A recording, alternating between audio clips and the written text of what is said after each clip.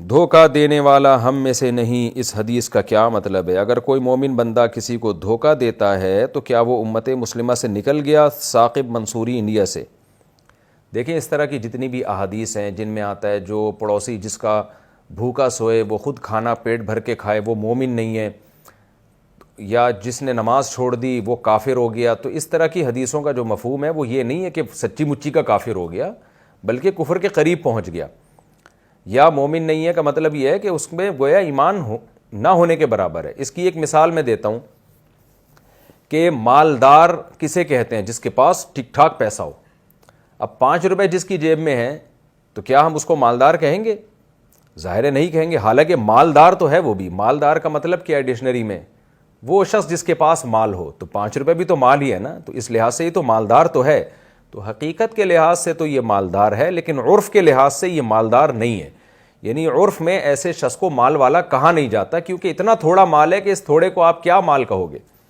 تو ایسے ہی ایک تو ایمان کا درجہ وہ ہے جو انسان کو مومنوں کی یعنی مسلمین کی فہرست میں داخل کرنے کے لیے ضروری ہے، اس کی وجہ سے انسان کا نکاح باقی رہتا ہے، اس کے نیکیاں قبول ہوتی ہیں۔ تو اس کے لیے تو اتنا تھوڑا سا ایمان کہ نبی صلی اللہ علیہ وسلم کو آخری نبی سمجھتا ہو، ایک خدا کی توحید کا قائل ہو، آخرت پر ایمان ہو، 5 نمازوں کو فرض سمجھتا ہو، اسلام کے تمام احکام کو دل و جان سے نظریاتی طور پہ قبول کرتا ہو، تو یہ ایمان جس کے دل میں بھی ہوگا تو وہ مومن ہے، چاہے وہ کتنے ہی کبیرہ گناہ کا مرتکب ہو، چاہے وہ لوگوں پہ ظلم کرے، قتل کرے، لیکن گناہ کی سزا اس کو ملے گی، لیکن وہ ہوگا مومن۔ لیکن احادیث میں ایسے شخص کو مومن نہیں کہا گیا، کیوں؟ کہ بھئی یہ اتنا تھوڑا ایمان ہے کہ اس ایمان کی وجہ سے آپ ڈائریکٹ جنت میں نہیں جا سکتے، آپ جاؤ گے پہلے جہنم میں۔ تو یہ ایمان معتد بھی ہی ایمان نہیں ہے، قابل ذکر ایمان نہیں ہے، یہ اتنا لنگڑا لولا ایمان ہے کہ جو آپ سے عمل ہی نہیں کروا رہا۔ یہ کیسا ایمان ہے کہ آپ پیٹ بھر کے کھا رہے ہو اور آپ کا پڑوسی بھوکا سو رہا ہے، جبکہ آپ کو پتہ ہے کہ اس پہ مجھے سزا بھی ملے گی قیامت کے دن، اور میں اس کو پیٹ بھر کے کھلاؤں گا تو اس پہ اللہ کئی گنا زیادہ بڑھائے گا، پھر بھی نہیں کھلا رہا، اس کا مطلب تمہارا ایمان کیسا ایمان ہے؟ یہ قابل ذکر ایمان تو نہیں ہے نا۔ یہ تو ایسے ہی ہے جیسے ایک آدمی کے پاس 5 روپے ہوں اور وہ کہے میں مالدار ہوں۔ تو یہاں بھی حدیث کا مطلب یہی ہے کہ جو دھوکہ کرتا ہے وہ ہم میں سے نہیں ہے۔